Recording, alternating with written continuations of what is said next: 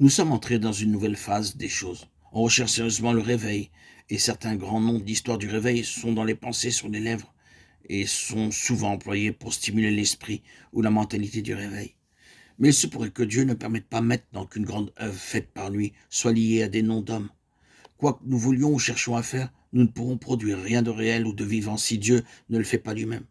Il faut que ce soit son œuvre, et manifestement son œuvre seule. La Pentecôte, dans sa signification et sa valeur, pour tous les temps, demeure sur la fondation de la croix.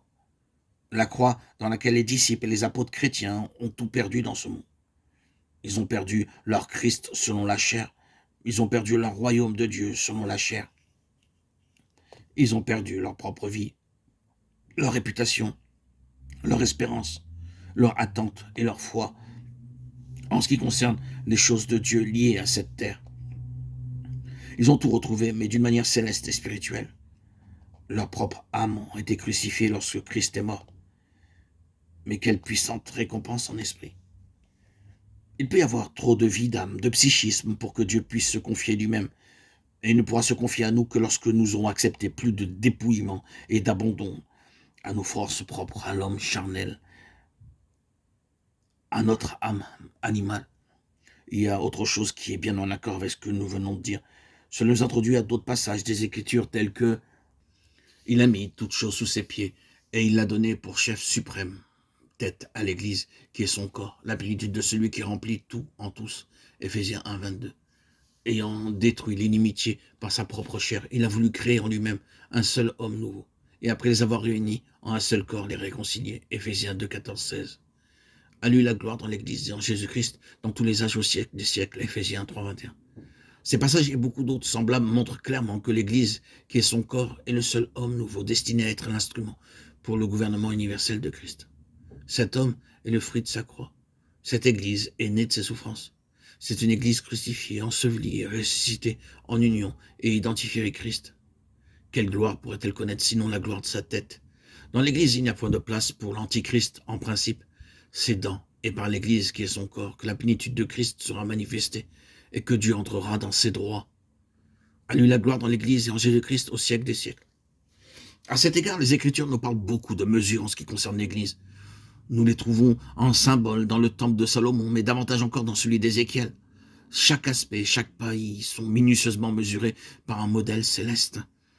Ce qui était représenté par les symboles ressort dans la réalité spirituelle de l'Église dans les Éphésiens. Nous trouvons ici la largeur, la longueur, la profondeur et la hauteur. 3,18. La mesure de la stature parfaite de Christ. 4,13. La mesure du don de Christ. 4,7. La force mesurée à chacune de ses parties. 4,16. Ce qui gouverne donc dans cette Église spirituelle, c'est la mesure de Christ. Il nous est dit que dans ce corps, aucun facteur terrestre n'y a de place. Il n'y a ici ni grec ni juif. Colossiens 3,11. Ce n'est pas il y a des juifs et des grecs, pas de nationalisme, ni de distinction nationale, pas de dénominationalisme, ni d'interdénominationalisme, ni de sans-dénominationalisme. Tous ces termes ne représentent que des distinctions et des différences humaines entre les uns et les autres. Christ est autre que tout cela. Et lorsque Christ prédomine, les éléments et les traits naturels sont soumis, que ce soit ceux du tempérament, de la société, de l'éducation, de la nation, ou quel qu'il soit. L'ascendance de Christ est le seul moyen d'arriver à l'unité et la puissance spirituelle. C'est dans ce seul homme nouveau que les richesses infinies de sa grâce seront manifestées dans les siècles à venir. Éphésiens 2, 7. Nous avons été prudents en employant les mots de gouvernement et de domination. Le dernier parle de force d'autorité, de despotisme et d'autres traits semblables. Il appartient à l'Antichrist. Le premier s'exercera par le droit divin et avec l'accord et la coopération de tout l'univers. Son gouvernement s'étendra d'une mer à l'autre, et du fleuve de l'Euphrate aux extrémités de la terre. Zacharie 9, 10. À lui soit la gloire et le gouvernement au siècle des siècles. Apocalypse 1, 6. La puissance spirituelle et la force de l'âme sont des choses très différentes. Et elles appartiennent respectivement à des royaumes différents, au royaume des cieux et au royaume de l'homme.